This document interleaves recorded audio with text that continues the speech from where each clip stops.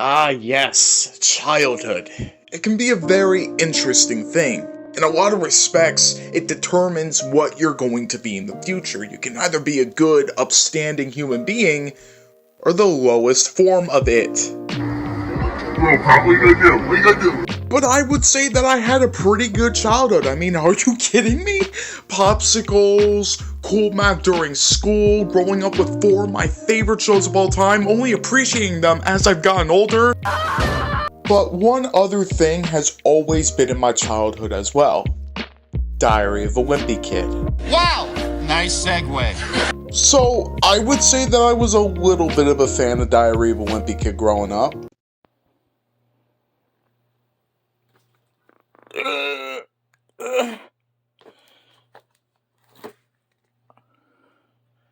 Oh no. Man, we're getting sidetracked here. Okay, yes, I was a big fan of Diary of a Wimpy Kid growing up. And I still am. I still wait year after year for the next book to come out. And I still watch the movies. One of those movies being a movie that I watched a lot growing up. The very first Diary of a Wimpy Kid movie. Now, before I went into this, I hadn't watched the movie in like 5 or 6 years, give or take, so I didn't really remember much about it. All I really remember about this movie was that one kid from Jessie was in it. Man, that wizard freaked me out. But, as a lifelong Diary of a Wimpy Kid Wimpy fanboy, I feel like I have the right to talk about this movie. Now, without further delay, let's go into the hornet's nest that is the very first Diary of a Wimpy Kid movie.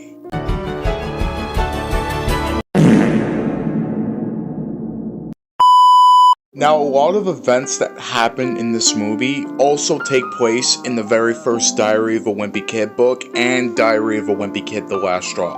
I know The Last Straw is definitely incorporated because if you didn't read the book, Rowley and Greg's ending of a friendship is a major part of The Last Straw book.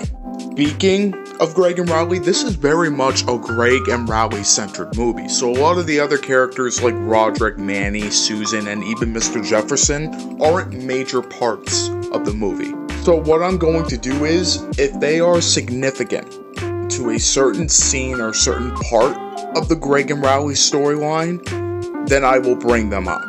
But I'm largely not going to bring up any other characters that aren't important to the Greg and Rowley plotline. And while we're on the subject of characters, who's this? I kid you not, I had no idea who she was because I don't think she was in the books.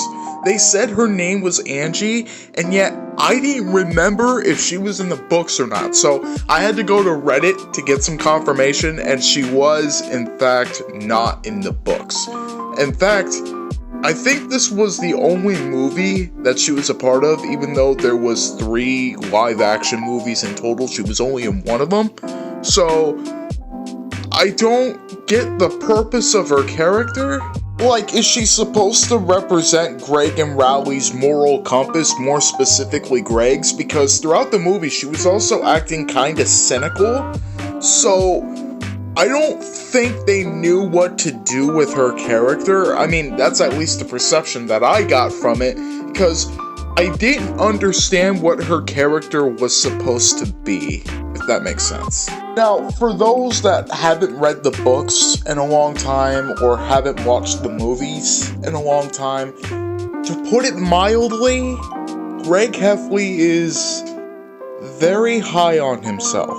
He has very high expectations of himself heading into 7th grade, more specifically with how popular he's going to get within the school. And while he hasn't necessarily reached the heights that he wants to, he does have one friend that is willing to stick by his side, Rowley Jefferson.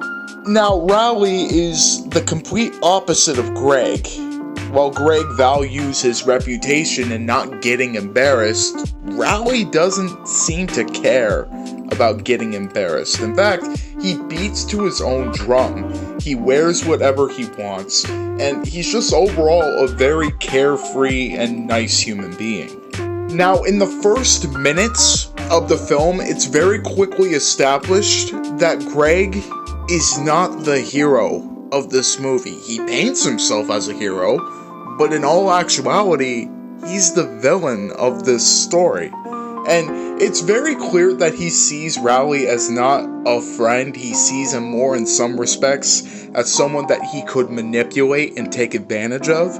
I mean, if you guys want proof, if it isn't Greg forcing Rowley to change his attire because Greg simply didn't want to be embarrassed by him, if it isn't Greg openly insulting Joshy, one of Rowley's closest friends, deeply upsetting him, if it isn't Mr. Jefferson deeming Greg as a bad influence on Rowley, if it isn't Greg breaking Rowley's arm because he didn't want to ride the bike when they were playing catch, if it isn't Greg breaking property over and over again, the biggest significance of Greg being selfish towards Rowley comes at Safety Patrol. Hey guys, Editor Zen here. So, while I was editing this video, I came across a movie that Disney did. It was called Safety Patrol. I had never heard of this movie before, so when I came across it, I was surprised, but then I started watching some of it. It's not too bad, at least for me. You know, opinions can be different, but it is free to watch on YouTube. So, if you guys want to watch it, be my guest. I just can't believe they made a movie called Safety Patrol. That's insane. So, Safety Patrol holds a very special place in my heart because for a time in elementary school, I actually did Safety Patrol. I think I did it for like 1 or 2 years, but I got free pizza out of it at the end of the year, so that's cool. So Greg and Rowley are interested into entering Safety Patrol because not only will they get great sashes out of it, but they'll also get free hot chocolate, which I don't blame them. I would want to join Safety Patrol for that exact reason, I can't lie. So everything's going great. Greg and Rowley are excelling at Safety Patrol, but I gotta bring this up again. Greg broke Rowley's arm, and because of that, Rowley can't get his cast wet. And on this day in particular, it's very rainy. So one of the jobs that Rowley and Greg had to do was to make sure that kids were in a single file line as they were walking them all home. And because Rowley can't get his cast wet, Greg has to do it all on his lonesome. Now, before we go further, I gotta tell everyone that this first movie takes place throughout an entire school year. So an entire school year is being covered in this movie. So I want to go back to Halloween time for this story to make a little more sense. Now, Greg and Rowley are excited to go to trick-or-treating because Greg wants to go to the north side. The north side provides way more candy. Instead of the great value candy, they offer the branded candy, the good stuff, right? Now, I should also state that Roderick tells Greg and Rowley a story about devil-worshipping woods that are allegedly in the north side, because that'll become important a little bit later. Okay, so they go to the north side, right? They get all this candy. They're very excited, but they didn't see the older teenagers coming. Now, as we all know, it is customary during Halloween time that pranks happen. And these older teenagers prank Greg and Rowley. They get them soaked. And Greg, unfortunately, makes the mistake of saying that they're gonna call the cops, which immediately changes the teenagers' tune, and they start chasing them with their car. I mean, it's insane as Greg and Rowley are running, and even though Roderick told the story of the devil-worshipping woods, and they see the devil-worshipping woods, Greg and Rowley are so scared that they are willing to run through it in order to get away from the teenagers. And because the teenagers know the story of the devil-worshipping woods, they don't run in. It's at this point that Greg and Rowley think they're safe. They run to one of Greg's relatives' houses and they just hide. And eventually the teenagers catch up to them, but because they think that there's someone in the house with them, more importantly, that there's an adult in the house with them, they don't go after them. And because Greg and Riley know this fact, they start acting very narcissistic and condescending towards them, making faces and just making a joke out of the whole situation. But that is until Riley makes the unfortunate and stupid decision of revealing that there's nobody else in the house but them. So, because of that fact, the bullies, the teenagers, lie in wait. Now, eventually, they get out of the situation, but it is not the last time that Greg and Riley will see the bullies. As a matter of fact, let's go back to where we were a few minutes ago. So, Greg and Riley are in safety patrol. They went into it because of the sashes and most importantly, the hot chocolate. Greg and Riley are excelling at safety patrol, but Greg broke Riley's arm. And because it's a rainy day, Riley can't do his part of the safety patrol job, which is taking the kids home. So Greg has to do it all on his lonesome. A part of the safety patrol job is custom-made jackets, and Greg unfortunately left his at home, so Riley allows him to borrow his jacket as he's taking the kids home.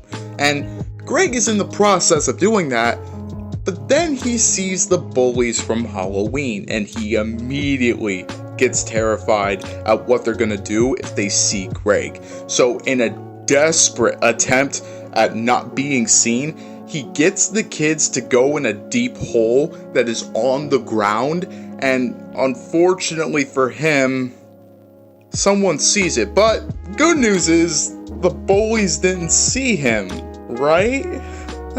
But here's the kicker. The person that saw Greg doing what he was doing with the children automatically assumed that it was Riley because Greg was wearing Riley's jacket, and she starts exclaiming, Mr. Jefferson, what are you doing?" And guess what Greg does? Just guess. Riley Jefferson, is that you? Yes, Mrs. Irvine. What a jerk. And the worst part of it was, Greg just let Riley take the fall. Even as the situation was explained to Riley, Riley didn't even know what was going on because he wasn't there. He was let go of his safety patrol job, and Greg once again didn't have the stones to say that he was actually the one that did it. Riley had to apologize to all the kids that he left in the hole once again, not even knowing what was going on. He wasn't even there. And Greg once again let Riley take the fall. He couldn't man up. He didn't have the stones to admit it. And even when he went to his mom about the situation because he felt guilt over what he did, Susan told Greg to do what he thought was the right thing. And Greg thought the right thing was letting Riley take the fall.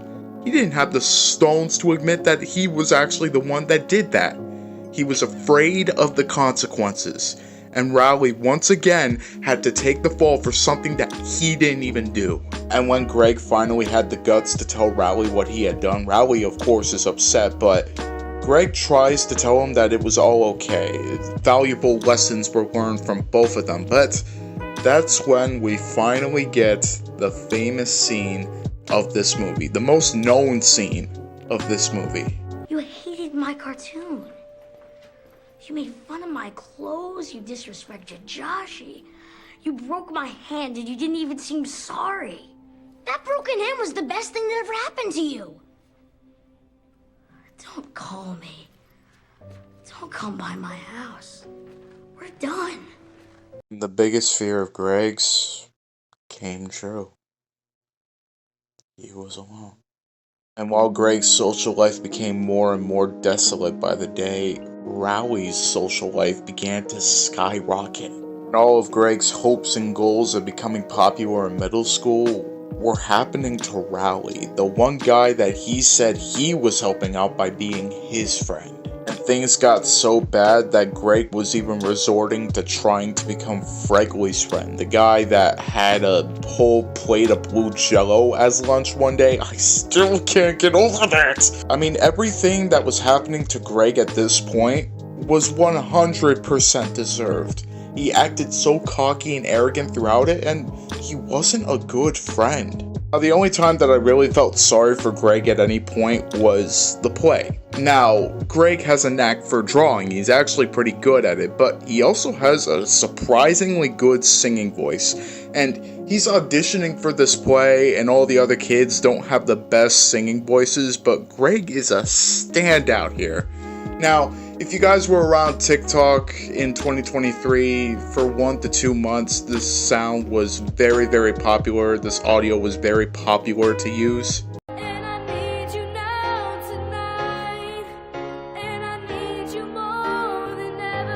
Greg also has a rival throughout the movie named Patty Farrell, and Patty can't stand Greg. How about you roll the tape as to why that is?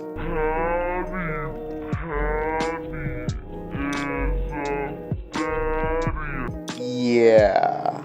Eventually, Greg is cast as a singing tree, and he's singing with I'm just gonna call him CG. Yeah, we're gonna call him CG. So he's singing along with CG and one other kid. I wonder what he's doing now.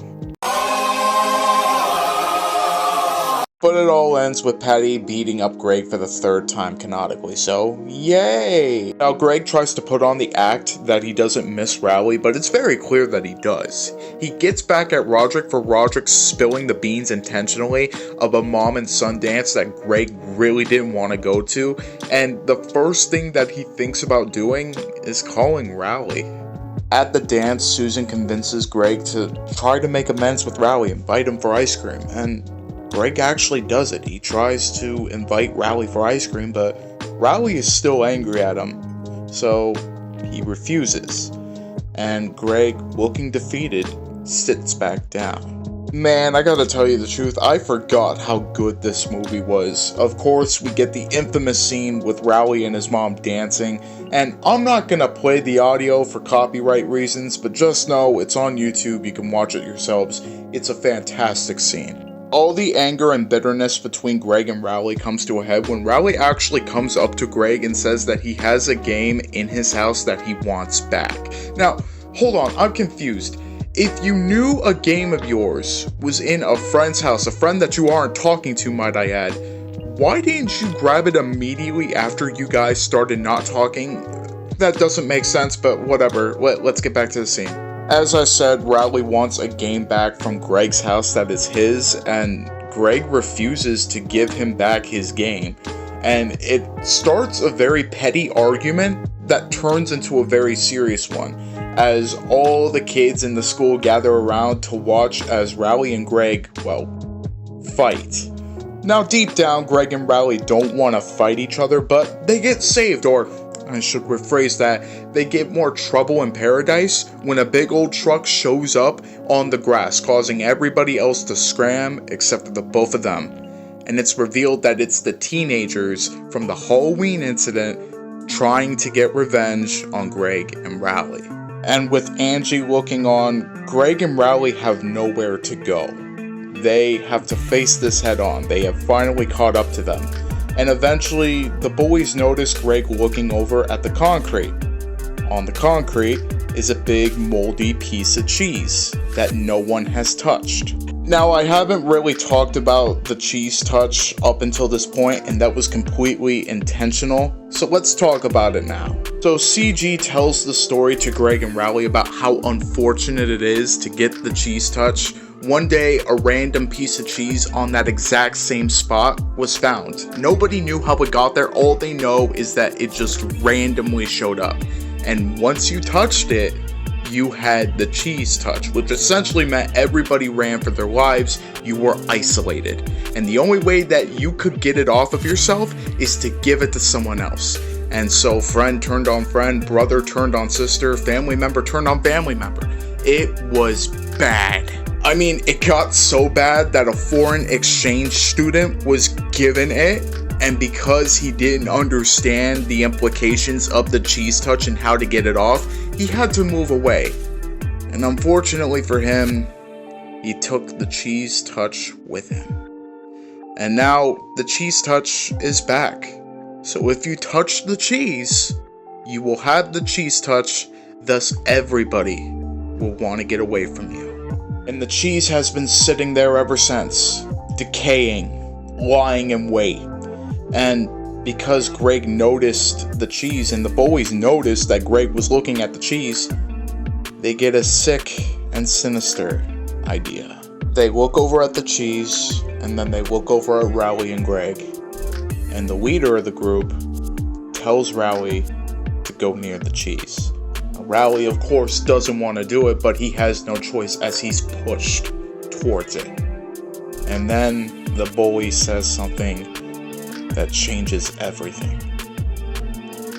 Eat it. Now, knowing the implications of the cheese touch, Rowley, of course, doesn't want to do it.